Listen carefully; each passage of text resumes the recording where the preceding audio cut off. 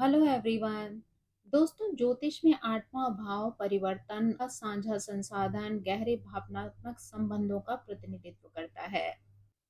जब दारा कारक इस भाव में होते हैं तो ये इस बात का संकेत करते हैं कि जीवन साथी व्यक्ति के भावनात्मक विकास और व्यक्तिगत परिवर्तन में महत्वपूर्ण भूमिका निभाता है। आठवां भाव संयुक्त वित्त विरासत जुड़ा हुआ भी होता है, जिससे ये संकेत भी मिलता है कि साथी का प्रभाव जीवन के उन क्षेत्रों पर फैलता है जहां पर साझा शक्ति, संसाधन और भावनात्मक गहराई शामिल होती है।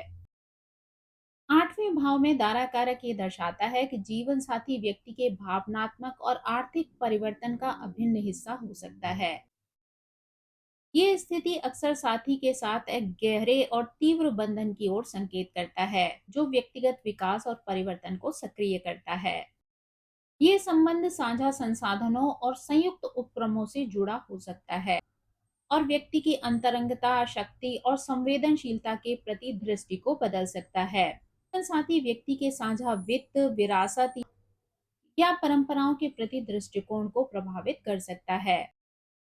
आठवें भाव में ये स्थिति प्रायः एक परिवर्तनकारी और अंतरंग साझेदारी को दर्शाती है, जिसका भावनात्मक और भौतिक दोनों स्तरों पर गहरा प्रभाव पड़ता है। अगर हम अलग अलग ग्रहों को दारा कारक के रूप में अष्टम भाव में देखेंगे तो उसमें सबसे पहले सूर्य की बारी आती है। यानी कि जब सूर्य दारा कारक होकर आठवें भाव में स्थित होते हैं तो संबंधों में एक गहन परिवर्तनकारी गतिशीलता उत्पन्न होती है।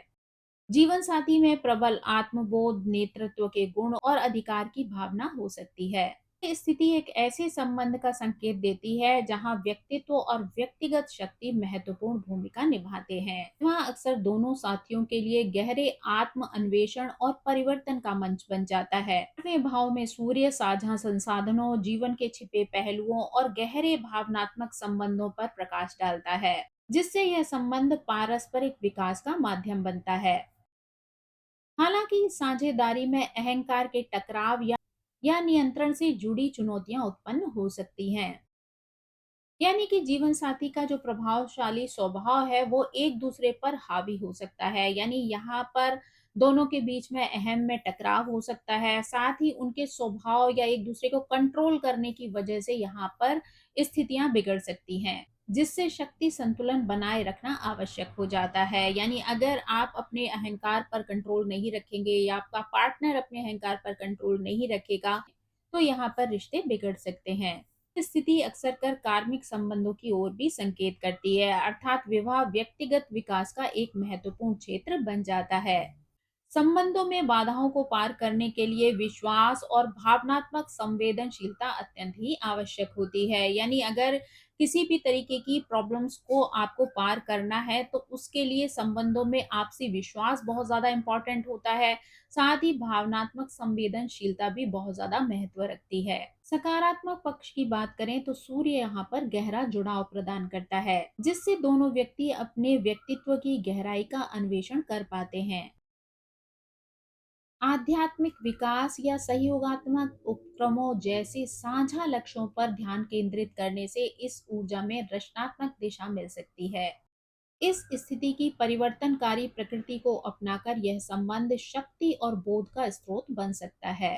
अब अगर चंद्रमा के दारा कारक होकर अष्टम भाव में होने की बात की जाए तो विवाह अत्यंत भावनात्मक और अंतः प्रेरणात्मक हो सकता है। जीवन साथी प्रेरणा देने वाला, सहानुभूतिपूर्ण और भावनात्मक रूप से सजग हो सकता है, जो संबंधों में सुरक्षा और सुकून की भावना लेकर आता है। ये स्थिति भावनात्मक गहराई, संवेदनशीलता और साथियों के बीच एक मानसिक और आत्मिक जुड़ाव पर जोर देती है। आठवें भाव की परिवर्तनकारी ऊर्जा चंद्रमा की प्राकृतिक संवेदनशीलता को और तीव्र बना देती है, जिससे विवाह भावनात्मक उपचार और विकास का एक शक्तिशाली साधन बन जाता है। यह संबंध भावनात्मक उतार चढ़ाव की स्थितियों से गुजर सकता है। यानी कि जैसे चंद्रमा घटने बढ़ने के स्वभाव को दर्शाता है, उसी तरीके से यहाँ पर रिश्तों में भी उतार चढ़ाव की स्थिति देखने को मिल सकती है। आत्म मंथन और भावनात्मक उथल पुथल यहाँ पर सामान्य हो सकता है, किंतु यह भी गहरे व्यक्तिगत परिवर्तन के अवसर प्रदान करता है। जीवन साथी में भावनाओं को समझने की स्वाभाविक क्षमता हो सकती है, जो विवाह में छिपे हुए भय या असुरक्षाओं को उजागर करने में उन्हें सुलझाने में सहायता करती है। हालांकि ये स्थिति भावनात्मक निर्भरता और मनोदशा में उतार चढ़ाव की चुनौतियां भी ला सकती है। सामंजस्य बनाए रखने के लिए दोनों साथियों को धैर्य विकसित करना और खुले संवादों पर ध्यान केंद्रित करना आवश्यक होता है। आध्यात्मिकता, उपचार और मनोविज्ञान में साझा रुचियां इस रिश्ते और इस बंधन को बहुत ज्यादा मजबूत बना सकती हैं। इस स्थिति की परिवर्तनकारी प्रकृति को अपनाकर और पारिवारिक भावनात्मक विकास को प्रोत्साहित करके यह संबंध विश्वास और समझ से भरा एक गहरा और स्थायी जुड़ाव प्राप्त कर सकता है।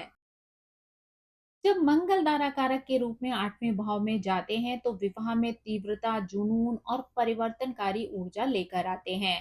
यानी यहाँ पर जीवन साथी प्राय आत्मविश्वासी होता है, साहसी होता है और कर्म प्रधान होता है, जो संबंधों में अक्सर कर सक्रिय भूमिका निभाता है।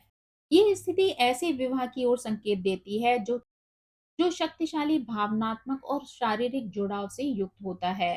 साथ ही चुनौतियों को पार करने की साझा दृढ़ इच्छा शक्ति को भी दर्शाता है। 8वां भाव मंगल के गतिशील स्वभाव को और भी प्रबल बना देता है, जिससे यह साझेदारी, व्यक्तिगत विकास और सहनशीलता का उत्प्रेरक बन जाती है। यद्यपि ये संबंध जुनून और ऊर्जा पर फलता फूलता है, फिर भी इसमें संघर्ष और शक्ति संघर्ष जैसी चुनौतियां भी सामने आ सकती हैं। मंगल का अग्नि तत्व से जुड़ा हुआ स्वभाव और 8वें भाव की ऊर्जा मिलकर कभी-कभी टकराव या भावनात्मक उथल-पुथल के क्षण उत्पन्न कर सकती है। हालांकि संघर्ष की ये स्थिति प्रायः विकास और समझ के अवसर बन जाती है, जो दोनों साथियों को अपने भय और असुरक्षाओं का सामना करने के लिए प्रेरित कर सकती है। वित्तीय मामलों और साझा संसाधनों की भूमिका भी विवाह में महत्वपूर्ण हो सकती है, जिसके लिए सावधानी पूर्ण प्रबंधन और पारस्परिक विश्वास की आवश्यकता होती है। मंगल की ऊर्जा को साझा लक्ष्यों या शारीरिक गतिविधियों जैसे रचनात्मक प्रयासों में लगाना उसकी उसकी तीव्रता को संतुलित करने में सहायक सिद्ध हो सकता है। कि मंगल की एनर्जी को अगर आपको बैलेंस करना है तो आपको साझा लक्ष्य में उसको एनर्जी को खर्च करना पड़ेगा, या कहीं ना कहीं आप शारीरिक गतिविधियों के माध्यम से उस एनर्जी को बैलेंस कर सकते हैं, जिससे कि आपके रिश्ते में आने वाली निगेटिविटी को दूर किया जा सके, मंगल के जो निगेटिव प्रभाव हैं वो दूर हो सके, साथ ही आपके रिश्ते में बैलेंस आ जाए। यह साझेदारी, जुनून, दृढ़ता और पारस्परिक सशक्तिकरण से युक्त एक शक्तिशाली बंधन में परिवर्तित हो सकती है। यानी अगर दोनों मिलकर धैर्य रखते हैं, समझौते करना सीख जाते हैं, साथ ही आपस में खुले संवाद करते हैं, तो उससे उनके रिश्ते में बैलेंस आता है, एक दूसरे के प्रति विश्वास बढ़ता है और ये रिश्ता बहुत ही मजबूत बन जाता है। जब बुध 8वें भाव में दाराकारक बनते हैं तो वो विवाह बौद्धिक रूप से प्रेरक होता है और गहन संवादों से युक्त होता है। जीवन साथी प्रायः स्पष्ट वक्ता होता है, जिज्ञासु होता है, विश्लेषणात्मक होता है, जो संबंधों में नए दृष्टिकोण लेकर आता है। ये स्थिति ऐसे संबंधों को प्रोत्साहित करती है जो संवाद, बौद्धिक जिज्ञासा और जीवन के रहस्यों की खोज की साझा इच्छा पर आधारित होते हैं। संपत्ति, आध्यात्मिकता, मनोविज्ञान और गूढ़ विषयों पर गहन चर्चा में संलग्न होते हैं। इससे उनके बीच में एक ऐसा बंधन बनता है जो सतही जुड़ाव से कहीं आगे निकल जाता है। यानी जो ऊपरी दिखावे वाला एक दूसरे के साथ जो रिश्ता होता है, उससे कहीं आगे निकल जाता है उनका रिश्ता। 8वें भाव की परिवर्तनकारी ऊर्जा बुध की स्वाभाविक जिज्ञासा को और सशक्त बना देती है। दोनों साथी मानसिक और भावनात्मक रूप से विकसित होने के लिए प्रेरित होते हैं। हालांकि ये स्थिति अत्यधिक विचार मंथन, संवाद में भ्रम और भावनाओं में अत्यधिक बौद्धिक विश्लेषण जैसी चुनौतियां भी ला सकती है। सामंजस्य बनाए रखने के लिए दोनों साथियों को खुले रूप में स्पष्ट संवाद करने होते हैं और उन्हीं को प्राथमिकता देनी होती है, ताकि भावनात्मक आवश्यकताओं की उपेक्षा ना हो। यानी अगर आप दोनों एक दूसरे के साथ स्पष्ट संवाद नहीं करते हैं, खुलकर अपनी बातचीत नहीं रखते हैं, अपने मन की फीलिंग्स नहीं रखते हैं, तो कई बार आपके अंदर छिपी हुई भावनाएं हर्ट हो जाती हैं, उनको तकलीफ पहुंचती है और उनकी उपेक्षा होने की वजह से आपको बहुत ज्यादा कष्ट मिलता है। आपकी वित्तीय चर्चाएं और संयुक्त निर्णय आपके रिश्ते के निर्माण में एक प्रमुख विषय बन जाते हैं। इन मामलों में एक दूसरे का सहयोग देकर आपके रिश्ते की नींव और भी अधिक मजबूत बन सकती है। साझा बौद्धिक रुचियां, एक दूसरे के विचारों और दृष्टिकोणों को समझने की इच्छा इस बंधन को और भी गहरा कर सकती है। अंततः यह स्थिति विश्वास, पारस्परिक सम्मान, विकास और खोज के साझा जुनून पर आधारित संबंध को पोषित करती है। अब अगर हम आठवें भाव में गुरु की बात करें तो ये दारा कारक होकर ऐसे विवाह को दर्शाते हैं जो ज्ञान, आध्यात्मिक विकास और पारस्परिक समर्थन से परिपूर्ण होता है। जीवन साथी प्रायः आशावादी होता है, दार्शनिक होता है और उदार होता है, जो संबंधों में समृद्धि और सकारात्मकता की भावना लेकर आता है।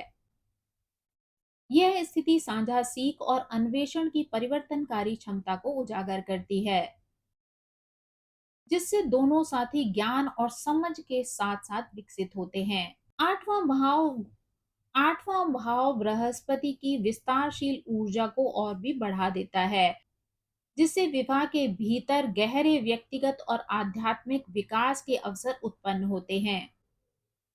ये साझेदारी साझा आध्यात्मिक साधनाओं, वित्तीय निवेशों या बौद्धिक विस्तार पर केंद्रित हो सकती हैं। यदि किसी एक या दोनों साथियों की अपेक्षाएं अत्यधिक आदर्शवादी हों, तो चुनौतियां उत्पन्न हो सकती हैं, जिससे निराशा का अनुभव भी हो सकता है। इसे दूर करने के लिए व्यावहारिकता और आदर्शवाद के बीच संतुलन बनाए रखना आवश्यक होता है। वित्तीय स्थिरता और साझा संसाधन विवाह में महत्वपूर्ण भूमिका निभाते हैं। इसके लिए सावधानी पूर्वक योजना और सहयोग की आवश्यकता पड़ती है। बृहस्पति की उदारता और विश्वास जैसे गुणों को अपनाकर यह संबंध बाधाओं को पार कर एक मजबूत और स्थायी आधार का निर्माण कर सकता है।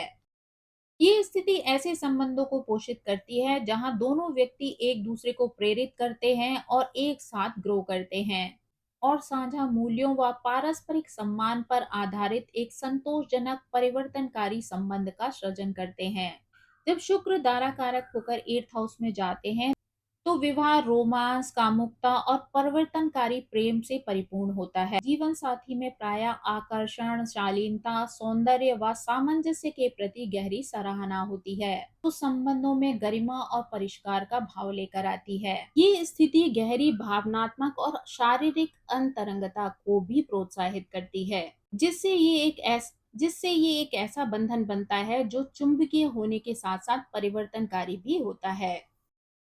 आठवें भाव की तीव्र ऊर्जा शुक्र की प्रेम और जुड़ाव की स्वाभाविक प्रवृत्तियों को और प्रबल करती है, जिससे ये संबंध भावनात्मक और आध्यात्मिक विकास के लिए एक गहन स्रोत बन जाता है।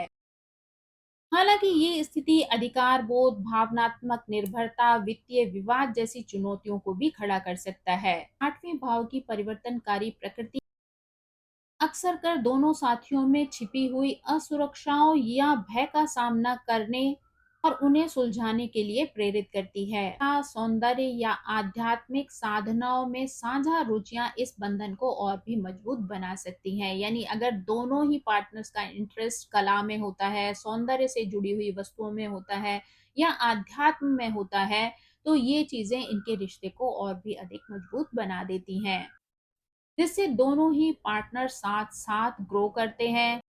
सामंजस्य को बनाए रखने के लिए खुला संवाद और संवेदनशीलता को अपनाने की इच्छा अत्यंत आवश्यक होती है।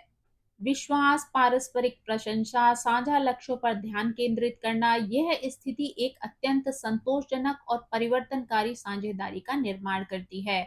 यानी यहाँ पर अगर दोनों पार्टनर एक दूसरे पर विश्वास करते हैं, एक दूसरे के अच्छे कार्यों की प्रशंसा करते हैं, साथ ही मिलजुल कर एक ही लक्ष्य पर ध्यान केंद्रित करते हैं, तो ये स्थिति उनके जीवन में संतोष लेकर आती है, साथ ही एक दूसरे को आगे बढ़ने में मदद कर सकती है। ये स्थिति उनके लिए भावनात्मक और आध्यात्मिक दोनों स्तरों पर समृद्धि प्रदान करने वाली होती है। जब शनि 8th हाउस में दारा कारक के रूप में आते हैं तो ये ऐसे विवाह को दर्शाते हैं जो उत्तरदायित्व, सहनशीलता और कार्मिक शिक्षाओं पर आधारित होता है।